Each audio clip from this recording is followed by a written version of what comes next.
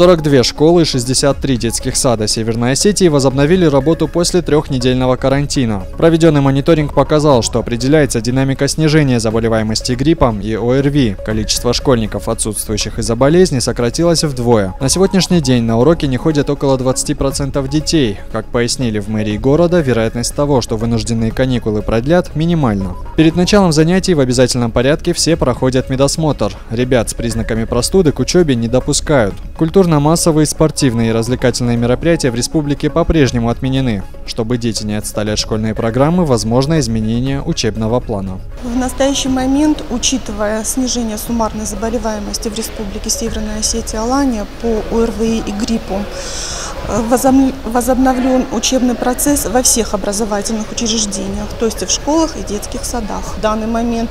Но если пошла тенденция к снижению заболеваемости, я думаю, что не будет тенденции к росту, потому что на период карантина в образовательных учреждениях проведены все противоэпидемические мероприятия, проведены генеральные уборки, проветривания. Дети были вовремя разобщены друг с другом.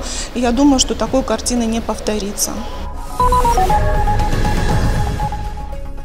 В концертном зале СОГУ прошел благотворительный концерт. В нем приняли участие дети из творческой организации «Заря» и воспитанники Дома пионеров. Вырученные средства будут направлены в помощь 12-летнему Роберту Абаеву. Мальчик получил тяжелую черепно-мозговую травму, и для выздоровления ему необходимо дорогостоящее лечение в Германии. Подобная акция проводится не впервые. Организаторами мероприятия является общественная организация «За наш Владикавказ» при содействии благотворительного фонда «Быть добру». Сейчас ребята опять откликнулись на беду, которая неожиданно вошла в семью Абаевых.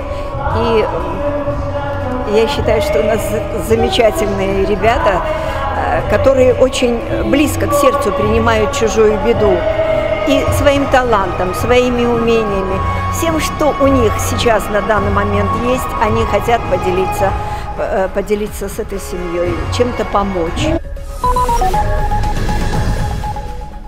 Любительская футбольная команда «Шахтер» начала подготовку к участию в европейском турнире «Пражская бочка». Соревнования состоятся в июне. Участие в них примут любительские коллективы со всей Европы и стран СНГ. Осетинская команда, представляющая шахтерский поселок Садун, впервые принимает участие в столь крупных соревнованиях. Готовятся к турниру ребята основательно. В первой товарищеской встрече в Алагире садонцы одержали верх над любительской командой «Иристон» со счетом 5-1. Стоит отметить, что в Чехии состав горняков могут усилить бывшие футболисты Алании Сергей Даду и Ибрагим Гнану. Мы решили пригласить первого чернокожего легионера к нам в команду. Это был Ибрагим Джабо Гнану.